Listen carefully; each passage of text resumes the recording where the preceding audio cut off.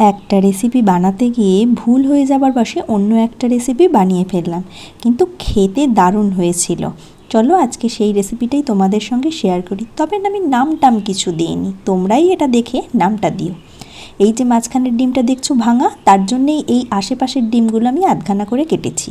হঠাৎ করেই ভেঙে গেল এবং গুণাগুন্তি ডিম ভেঙে গেছে, তাহলে রাঁধবো কী করে, সেই জন্যই আধখানা করে নিলাম।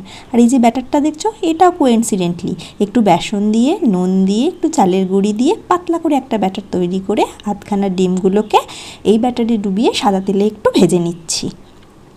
হ্যাঁ, আর দেখো রান্নার মতো আমি কিন্তু এখানে বলতেও ভুল করেছি যে আর ব্যাটারটায় দিয়েছিলাম একটুখানি লঙ্কার গুঁড়ো। এইভাবেই ধরে ধরে আমি সব ডিমগুলোকে একটু নাড়াচাড়া করে উল্টে পাল্টে ভেজে নিলাম। এবার চলো গ্রেভিটা তৈরি করা যাক। ওই যে বলেছিলাম ডিমের ডালনা করব বলে পেঁয়াজটা এরকম করেই কুচু কুচু করে কেটেছিলাম, তো কী আর করা যাবে, এই পেঁয়াজগুলো এই সাদা তেলে বেশ লাল লাল করে ভেজে নেব। একটা ভুলও কিন্তু মানুষকে শুধরে দেয়, ভালো পথে নিয়ে যায়। এই যে রান্নাটা ভেবেছিলাম ডিমের ডালনা করব, কিন্তু হয়ে গেল একটা চটপটা ট্যাঙ্গি ডিমের রেসিপি। লাল লাল করে পেঁয়াজটা ভাজা হয়ে গেছে। এবার এতে একটু মশলা দিয়ে দিলাম, ধনে গুঁড়ো যা যা ছিল আর কি, লঙ্কার গুঁড়ো, আর একটু লাল লঙ্কার গুঁড়ো দিয়েছিলাম যাতে কালারটা টকটকে হয়। আর এক্সট্রা দিয়েছিলাম একটু কসুরি মেথি। আর হলুদ তো দিতেই হবে প্রত্যেকটা রান্নায়, তাই 1 চিমটে হলুদ দিয়ে দিয়েছিলাম।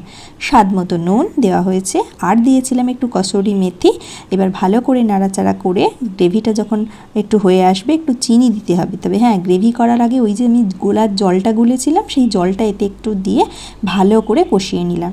এবার মশলাটা যাতে পুড়ে না যায় সেই জন্য একটু জল দেব, দিয়ে আবারও ভালো করে কষিয়ে এবার প্রয়োজন মতো জল দিয়ে রান্নাটাকে তৈরি করব। এই যে আর একটুখানি দিলাম চিকেন মশলা যাতে স্বাদটা আসে, আর এই যে প্রয়োজন মতো সস দিয়ে দিলাম।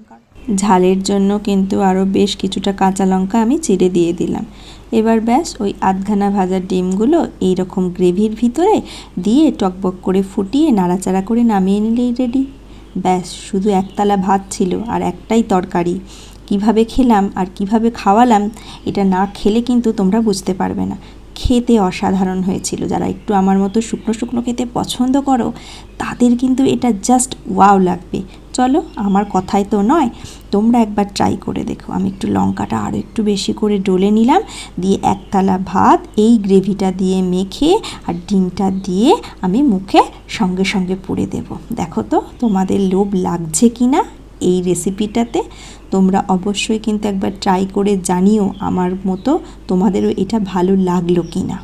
ব্যাস টাটা, চলো আজকের মতো টাটা।